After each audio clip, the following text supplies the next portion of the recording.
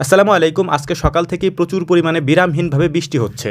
এত পরিমাণে বৃষ্টি হচ্ছে যে এই বছরে এত পরিমাণ বৃষ্টি এর আগে কখনো হয়নি। স্বাভাবিকভাবে আমাদের গরুর খামারের জন্য ঘাস কেটে নিয়ে আসা হয় একেবারে সকালের দিকে, কিন্তু আজকে বৃষ্টির পরিমাণ এত ছিল যে ঘর থেকে বের হওয়ারই কোনো উপায় ছিল না। দুপুর 12টার দিকে বৃষ্টি হালকা একটু কমলে আমরা রওনা দিই আমাদের ঘাসের জমিতে ঘাস কেটে নিয়ে আসার জন্য।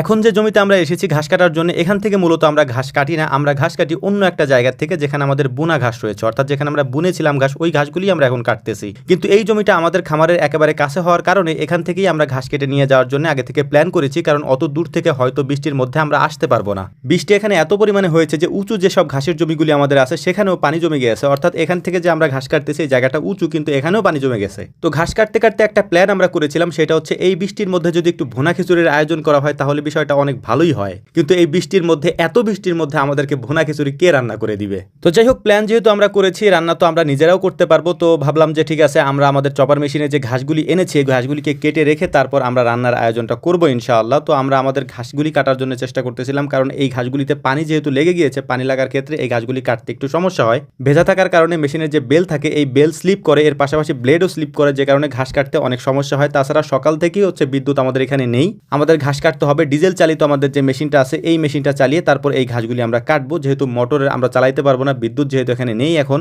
বিদ্যুৎ না থাকার কারণে আমাদের অনেক সমস্যায় পড়তে হয়। যেহেতু গরুর খামারে অনেকগুলা গরু, এতগুলা গরুর খাবারের আয়োজন করা, তারপর এগুলিকে গোসল করানো বা গরুর ঘর পরিষ্কার করা, এগুলির জন্য পানির প্রয়োজন হয়। তো এই কাজগুলি আমরা করি হচ্ছে আমাদের যে জেনারেটর আছে, জেনারেটর চালিয়ে দিয়ে তারপর আমরা মোটর চালাই, মোটর চালানোর পরে পানি উঠাই এবং এই পানিগুলি আমরা হাউজের মধ্যে দিয়ে তারপর খাবার দেওয়ার চেষ্টা করি এবং গোসল করানো বা পরিষ্কার করানোর কাজটা করতে পারি আলহামদুলিল্লাহ। তো যাই হোক, খামারের সমস্ত কাজ কমপ্লিট করার পর আমাদের রান্নার প্রস্তুতিটা আমাদেরকে সেরে ফেলতে হবে। তারপর হচ্ছে যেখানে আমরা রান্না করব, তো দেখলাম যে ডাল নাই, আমাদেরকে ডাল নিয়ে আসতে হবে। একটা দোকানে গেলাম ডাল আনার জন্য, কিন্তু দেখলাম যে দোকানদার সেখানে নাই, বাড়ি চলে গিয়েছে। তো তার বাড়িতে গিয়ে তারপর তাকে ডেকে এনে দোকান থেকে ডাল নিয়ে এসেছি। তারপর মূলত হচ্ছে আমরা গোসল করে তারপর ফ্রেশ হয়ে সবার জামা কাপড় চেঞ্জ করে আমাদের রান্নার কাজটা মূলত আমরা শুরু করেছি। যেহেতু আমরা মাত্র 3-4 জন মানুষ, তাই ছোট্ট একটা কড়াইতে করে আমরা খিচুড়ি রান্না করার চেষ্টা করছিলাম। কিছু মাংস আমরা নিয়ে এসেছি, মুরগির মাংস, এর পাশাপাশি বাকি যা যা লাগে রান্না করার জন্য সমস্ত কিছু নিয়ে এসেছি।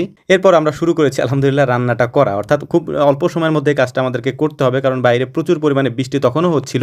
আর রান্না করার জন্য তেমন কোনো জায়গাও আমরা পাচ্ছিলাম না, কারণ বাইরে যেহেতু বৃষ্টি হচ্ছে, বাইরে তো রান্না করা যাবে না। এই জন্য যেখানে আমরা ঘাস কাটি এই জায়গাটা মূলত একটু ফাঁকা থাকে, তো এখানেই হচ্ছে আমরা রান্না করার চেষ্টা করছিলাম। কিন্তু এখানে যেহেতু কিছুক্ষণ আগে আমরা ঘাস কেটেছি, তো ঘাসের যে পানি থাকে, মানে ঘাসের মধ্যে যে পানি থাকে, সেই পানিগুলি এখানে পরে হালকা কাদা হয়ে গিয়েছিল। তো ওই কাদাটাকে আমরা ঢাকার জন্য আমাদের এখানে যে কাঠের গুঁড়িগুলি আছে, এই কাঠের গুঁড়িগুলি আমরা এখানে দিয়ে দিচ্ছিলাম। মূলত কাঠের গুঁড়িগুলি আমরা ব্যবহার করি হচ্ছে মুরগির লিটার হিসাবে। ওগুলি দেওয়ার কারণে নিচের জায়গাটা খুব অল্প সময়ের মধ্যে শুকিয়ে যায়। এই যে কাজটা আমরা প্রায় সময় করে থাকি। তো আমাদের রান্না করতেও বেশি সময় লাগবে না, কারণ হচ্ছে যে আমরা যেহেতু অল্প মানুষ, 3-4 জন মানুষের জন্য রান্না, সুজি মামা আছে, হানিফ আছে, আমি আছি, ইমামুল ছিল। মানুষ যেহেতু অল্প, তাই রান্নাও অল্প, তাই আমাদের বেশি সময় লাগেনি আলহামদুলিল্লাহ। আমরা অল্প সময়ের মধ্যে কাজটা করে ফেলতে পেরেছিলাম। জায়গাটা যেহেতু একেবারে চাপা, অর্থাৎ একটা ভ্যান আমরা এখানে আনতে পারি। আমাদের যে ঘাসের ভ্যানটা আছে ওই ভ্যানটাকে আমরা এখানে নিয়ে আসি। তারপর দুই সাইডেই হচ্ছে আমাদের ঘাস কাটার 2টা মেশিন আছে। তো যখন যেটা আমাদের প্রয়োজন আমরা তখন সেটা ব্যবহার করি। যেমন বিদ্যুৎ যদি না থাকে, তাছাড়া যদি আমাদের দ্রুত কাটার প্রয়োজন হয়, তাহলে আমরা আমাদের যে মেশিনটা আছে, মানে ডিজেলে চালিত যে মেশিনটা আছে সেটা ব্যবহার করি। ওইটাতে খুব দ্রুত কাটা যায়। এছাড়া হচ্ছে যদি বিদ্যুৎ না থাকে তাহলে আমরা ডিজেলে চালিয়ে ওটা দিয়ে কাটতে পারি আলহামদুলিল্লাহ।